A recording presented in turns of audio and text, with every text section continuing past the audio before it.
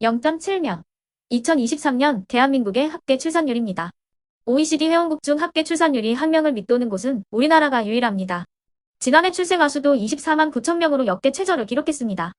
1992년 73만 명이던 출생아 수는 2012년 48만 명으로 급감하였고, 이어 10년 만에 다시 절반 수준으로 추락했습니다.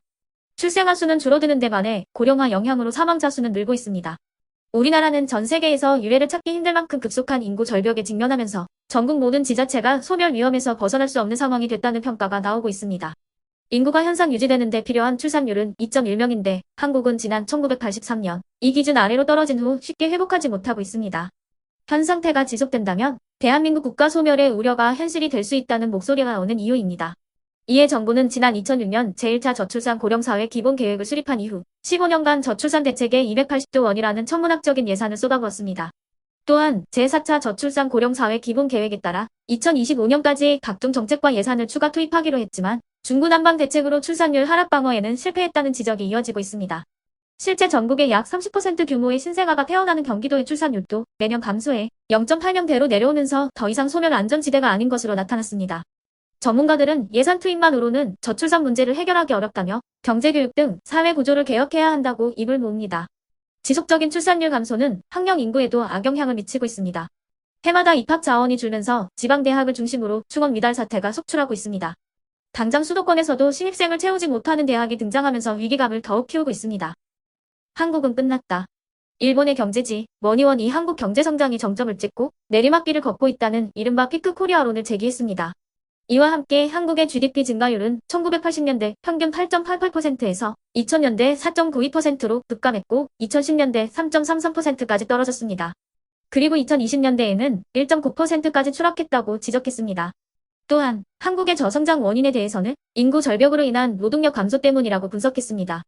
아울러 저출산 고령화의 신화가 생산 연령 인구의 급감을 가져왔다고 진단했습니다. 그러면 지금부터 잠시만 주목해 주시기 바랍니다. 제가 구독자분들을 위해서 이벤트 선물을 하나 준비했는데요. 제가 항상 여러분들께 뭐라고 말씀을 드려요. 뉴스만 평소에 잘 챙겨보셔도 돈이 된다, 돈을 벌 수 있다라고 말씀을 드렸는데요. 자, 여러분들 여기 보시는 경제 관련 뉴스를 보게 되면 여러분들은 어떤 생각이 드세요?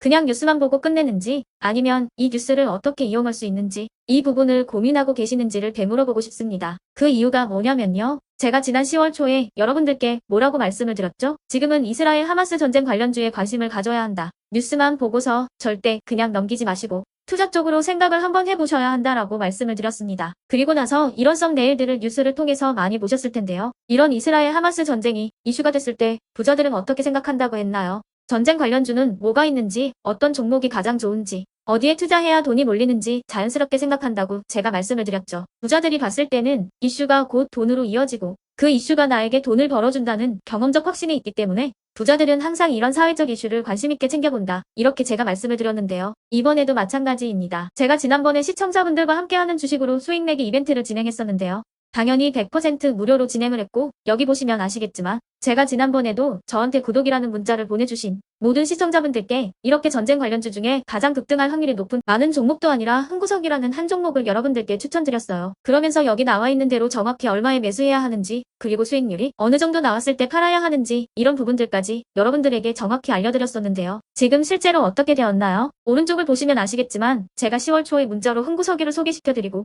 실제로 한 달도 안 돼서 이렇게 주가가 2배 이상 급등이 나왔죠. 그래서 당시에도 굉장히 많은 분들이 제가 드린 종목으로 수익을 내실 수가 있었을 텐데요. 다시 한번 축하드린다고 말씀을 드리겠고 이번에도 마찬가지입니다. 최근에 이슈가 되고 있는 게 정부의 기업 밸류업 프로그램입니다.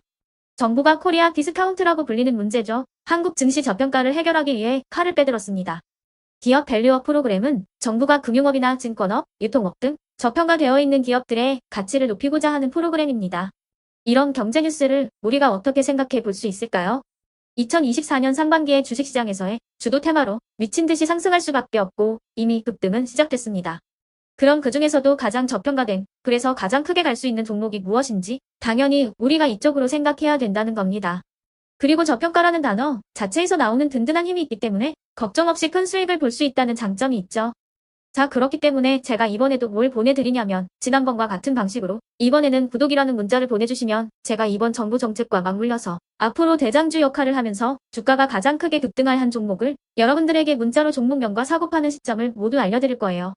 그래서 여러분들이 주식으로 돈 버는 연습을 해보시라. 이렇게 말씀을 드리겠고, 혹시라도 나는 주식을 하지 않는다 하시는 분들은 주변에 주식하시는 분들에게 추천을 해주셔도 되고, 아니면 연세가 있으셔서 투자가 어렵다 하시는 분들은 이 종목을 가지고 자녀분들에게 한번 사봐라. 주식으로 한번 수익을 내봐라. 이렇게 조언을 해주실 수도 있는 거겠죠. 그래서 지금 이 영상을 보시는 시청자분들 중에 나도 이번 저평가 종목 좀 궁금하다 하시는 분들은 누구나 상관없이 어느 시간대나 상관없이 부담 없이 이렇게 상단에 제 번호를 항상 남겨놓고 있습니다. 제 번호 010-8109-2058번으로 저에게 이런 식으로 지난번처럼 구독이라는 문자를 보내주시면 제가 이번에도 똑같이 무료 추천 급등주 문자를 보내드리겠습니다. 이해되시죠?